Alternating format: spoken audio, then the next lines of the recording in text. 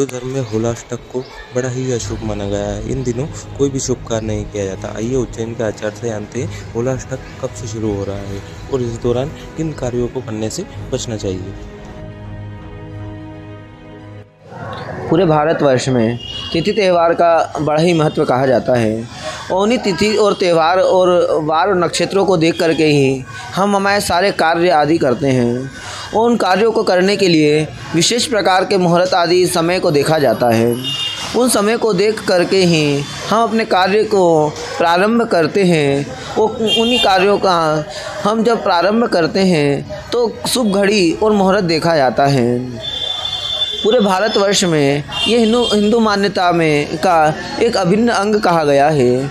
उसी प्रकार हम 2025 में फरवरी माह में होलिका दहन का त्यौहार भी बड़ा मुख्य कहा गया है। होलिका के त्यौहार के जो है बड़े ही हर्ष उल्लास से बनाया जाता है। उसके ही 8 दिन पहले से होलाअष्टक लग जाते हैं।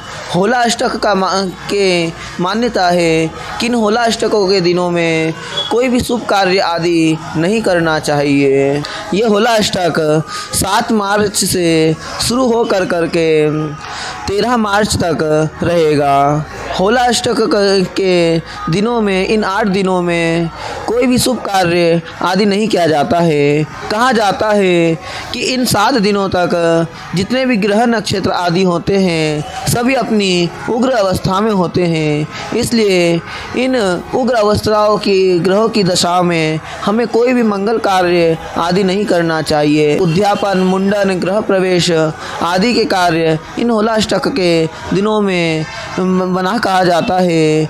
अगर इन दिनों में कोई कार्य किया जाता है तो वह कार्य अशुभ होता है और उसमें कोई ना कोई विघ्न होता है। इसलिए इन 8 दिनों को हिंदू भारतीय शास्त्र में शुभ कार्यों का मनाही कहा जाता है। उसके पश्चात तो इन्हीं होलाअष्टकों के दिनों में व्यक्तियों को चाहिए कि वो जितना हो सके उतना भगवान का सेवा पूजन करे।